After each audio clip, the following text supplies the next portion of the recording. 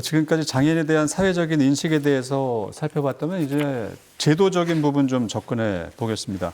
김 작가님, 그 직장 내 장애인 인식 개선 교육 강사로도 활동하고 계신다고 말씀하셨잖아요.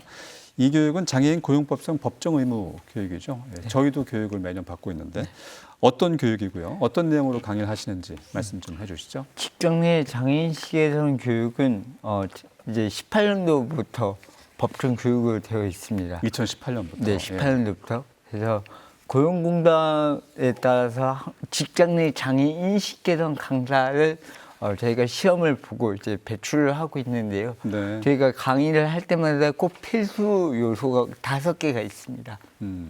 첫 번째는 장애에 대한 이해와 장애가 가지는 차이에 대한 존중, 그다음에 직장 내에서 장애인에 대한 인권과 차별 금지, 네. 그다음에 장애인 고용 촉진 및 직업 재활법 등에 대한 법과 제도, 그 외에 장애 인식 개선과 관련된 내용인데요. 작년에 또 하나가 추가되었습니다. 저도 강의를 계속 언급하고 있는데요. 유엔 장애인 권리협약이 얘기하고 있는 장애에 대한 모델이기도 합니다. 네. 바로 그것은 우리나라에서는 여전히 의료적 모델로서 장애인을 이제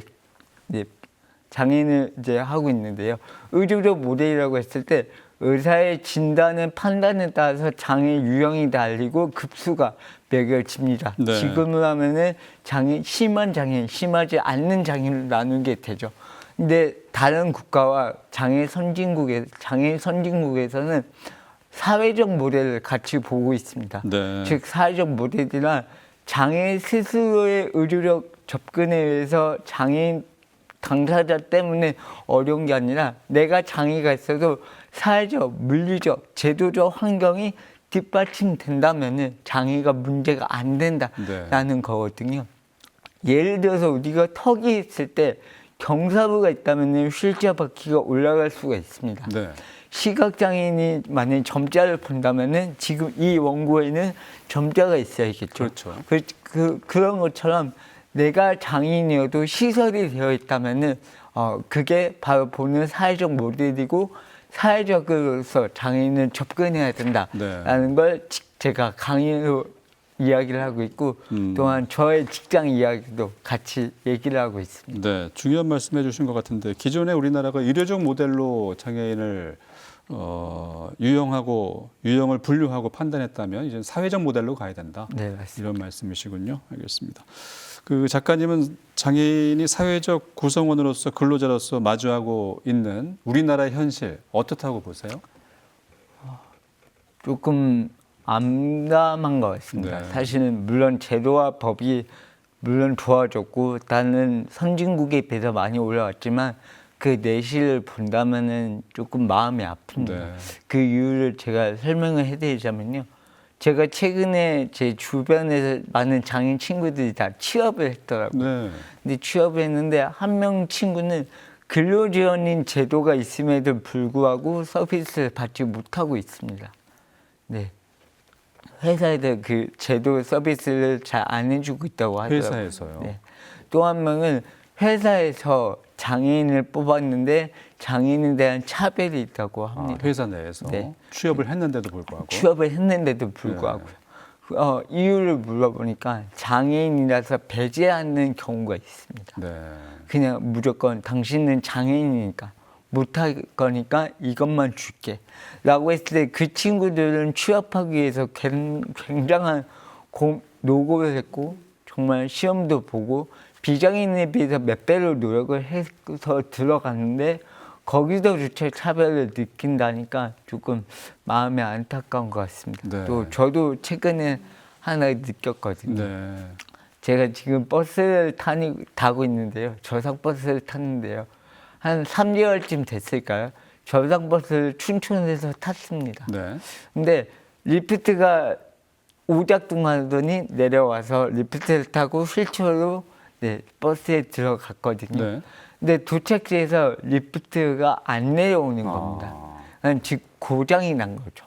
그래서 결국에는 저 때문에 그 버스 안에 탔던 30명의 시민들이 전부 다 내려야 됐던 네. 좀 상황이 있어서 제가 죄를 지은 건 아닌데 내가 괜히 그 버스를 탔나? 괜히 나 때문에 다른 사람들이 피해 보는 건 아닐까? 약간 이런 생각이 들더라고요. 네. 그래서 물론 시설 제도가 잘 되어 있지만 그 안에 꼼꼼히 본다면은 마주하고 있는 현실은 그렇게 밝지는 않다. 네. 또 밝게끔 하려고 노력을 해야 될 것 같습니다. 저부터 말이죠. 네. 직장에 취업을 했는데도 노골적인 또 차별을 당하는 경우, 사회적인 기반 시설이 없어서 불편함을 호소하는 분들 아직도 많이 계신 것 같아요. 네. 우리가 개선해야 될 부분이 정말 많구나 하는 걸 김 작가님 말씀 들으면서 생각하게 되는데, 김 작가님 이외에도 강의하는 프로그램이나 뭐 대상이 있다면 이 시간을 통해서 말씀해 주세요. 사실 직장 내 인식 개선은 사업주가 메인 대상이거든요. 네. 근데 저는 지금 유아 4살부터 그다음에 유아, 유치원, 초등학교, 중학교, 고등학교, 대학교, 그다음에 성인까지 직장까지 다양한 인식 개선 교육을 진행하고 있습니다. 네. 그건 저는 작가로서 네. 책을 한 권 냈지만 작가로서 북토크도 진행하고 있고요. 또 저는 앞으로 제가 계획 중인 게 있습니다. 어떤 게 있을까요? 장애인식 개선이라고 했을 때는 저는 비장애인들이 장애인을 좀 배려해야 된다. 이런 말보다는 장애인도 비장애인을 배려해야 되거든요. 네. 또한 장애인도 서로 다른 장애인을 배려해야 됩니다. 저는 그걸 자꾸 그러니까 서로 존중하는 배려에 대해서 강의도 하고 싶고요. 네. 그리고 또는 장애와 역사, 장애와 체육, 장애와 과학 모든 분야가 다 장애와 연결되어 있거든요. 네. 그래서 다양한 분야에서 장애가 어떻게 이루어지고 있는지를 얘기하고 싶습니다. 마지막은요. 네. 제가 욕심이 참 많은데요. 동기부여 강의를 하고 싶습니다. 동기부여 강의. 좀 학생들에게 장애인이나 비장애인 학생들에게 할 수 있다라는 걸 좀 보여주고 싶어요. 그러니까 꿈이 없어도 네. 꿈을 꿨으면 좋겠다. 음. 그래서 동기부여 강의를 하고 싶습니다. 네. 앞으로 장애인분들에게는 그 동기부여 강의가 많은 힘이 되지 않을까 싶은데요. 구체적으로 꿈을 이룰 수 있는 네. 계기가 마련됐으니까 네. 앞으로 그 모습 많이 펼쳐주시길 바라겠습니다. 열심히 준비하겠습니다. 네. 그리고 안 박사님 연구조사에서 장애인 직업과 고용에 관한 내용이 있을 것 같은데요. 이 부분도 좀 말씀해 주실까요? 네, 조사 결과에 따르면 저희가 조사 대상의 40.2%가 현재 일을 하고 계셨습니다. 네. 그리고 근로 수입으로는 164만 원 정도가 평균으로 나왔는데요. 근데 남성은 이제 200만 원 정도였고 여성은 113만 원 정도였습니다. 저희가 직종으로 구분해 보면 단순 노무 종사자가 39%로 가장 많았고 서비스 종사자, 그리고 농림업, 숙련 종사자, 자영업 순으로 나타났습니다. 그리고 고용 형태는 임시직이 51%로 절반을 차지했고요. 상시직은 17% 정도로 나타났습니다. 네. 그리고 고용 사업체의 유형을 보면 공공기관이 41.9%로 나타났고 일반 사업체가 24.2%, 자영업이 18%, 그리고 장애인 보호 작업장이 8.4%로 순으로 나타났습니다. 네. 종합적으로 그러면 고용과 근로와 관련해서 강원도의 현황은 어떤지 말씀해 주실까요? 이 분석 결과 여전히 장애인 고용이나 근로 여건은 불안정한 것이 사실입니다. 임시직이나 단순 노무직에 종사하는 분들이 많았고요. 무엇보다 공공 분야에서 제공하는 일자리의 비중이 높다라는 점이 장애인의 그 근로와 관련해서 한계라고 보여지고 있습니다. 네. 일자리에 관해서는 지역의 산업 구조 등이 반영되는데 지금 강원도의 상황이 녹록지 않은 부분이 있는 것 같습니다. 네.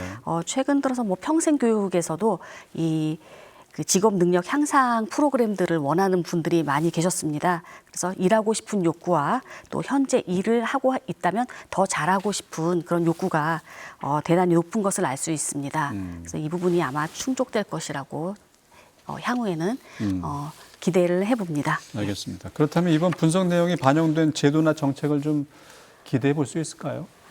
현재 도에서는 장애인 고용 촉진 장려금 지원을 통해서 그 사업주의 재정 부담을 덜어준다거나 또 중증 장애인을 위한 맞춤형 일자리를 제공하고 하는 사업들을 하고 있습니다. 네. 강원형 일자리는 사회 참여 그 공익형 일자리와 인식 개선 활동 그리고 자아 실현 그 창의형의 그 세 가지 유형으로 지금 사업이 추진되고 있습니다. 네. 고용과 근로 외 강원도에서 운영되고 있는 제도 또 지원책이 있다면 어떤 것들이 있을까요? 근로 외에 자립을 위한 도 차원의 그 지원 정책이 있는데요. 청년 재가 중증 장애인 자산 형성 지원 사업이라는 것이 지금 추진 중에 있습니다. 그 사회 정착을 위한 초기 목돈을 만들어주는 제도인데요. 월 15만 원 정도를 저축하면 이에 상응하는 매칭 지원금을 한 3년 정도 지원해서 다소간의 목돈을 만들어주는 지원 사업입니다. 네. 현재 230명 정도가 이 사업의 혜택을 보고 있는 것으로 알고 있습니다. 그렇군요. 앞서 말씀 많이 하신 것처럼 장애인의 고령화 문제를 들 수 있습니다. 그래서 네. 지금 시범 사업으로 아마 계획은 하고 계실 것으로 알고 있는데 장애인 경로당을 한번 시범 사업으로 지금 고려하고 있는 것으로 알고 있습니다. 장애인 경로당이요. 네. 이건 계획에는 담겨 있었지만 아직 구체적으로 실천 방안이 나온 건 아니고요. 네. 아마 이제 이 부분에 대해서도 고민을 하고 계신 것으로 알고 있고요. 네. 또 하나는 이제 발달 장애인들을 지원하기 위한 어떤 다양한 정책들이 지금 고민되고 있는데 그 중에서도 이제 거점 또는 광역으로 장애인 가족 지원 센터를 확대하는 방안을 고민 중에 있는 것으로 알고 있습니다. 자, 이어서 전 교수님께도 질문 좀 드려볼게요. 마찬가지로 강원도의 장애인 정책 가운데 뭐 관심 있게 지켜본 정책이 있으면 말씀해 주시고요. 또 어떻게 평가하시는지요? 네, 제가 관심 있게 본 정책은 무장애 장애 친화 도시 조성 사업입니다. 네. 등산로나 산책로 일부 구간을 휠체어나 시청각 장애인이 이동 가능하도록 관광과 연계하는 사업인데요. 네. 그 도내 장애인도 이용할 수 있지만 도외 고령 인구나 아니면 가족들이 네. 관광 와서 이용할 수도 있어 이제 수익과 연결될 수 있는 사업이라고 판단이 됩니다. 따라서 서로 상생하는 사업으로 좀 저는 이제 긍정적으로 우수한 제도라고 평가하고 있습니다. 그렇군요. 장애인 복지와 사회제도에서 뭐 지역사회의 역할은 어떤 거라고 생각하시고요? 또 강원도가 집중해야 될 부분이 있지 않겠습니까? 네. 이 부분은 어떤 걸까요? 집중해야 될 부분을 말씀드리면 네. 지금 인구 고령화에 따라서 장애 인구도 이제 고령화가 되고 있습니다. 고령 중증 장애인에 대한 돌봄 수요는 앞으로도 계속 늘어날 걸로 예상이 되는데 네. 돌봄을 제공하거나 활동 지원을 제공하는 인력 지원자들이 뭐 처우 등의 이유로 계속 이제 신규 증가가 되고 있지 않고 네. 총 인구 규모는 이제 줄어들고 있습니다. 이에 대해서 대응 방안들이 좀 모색이 돼야 되는데 뭐 대안으로 생각해 볼 수 있는 건 집에서 케어를 제공할 수 있는 방안들을 고려해 볼 수 있을 것 같습니다. 네. 장애인 고용법 또 강원도에서 논의되고 있는 정책들 지금 전반적으로 좀 살펴봤는데요.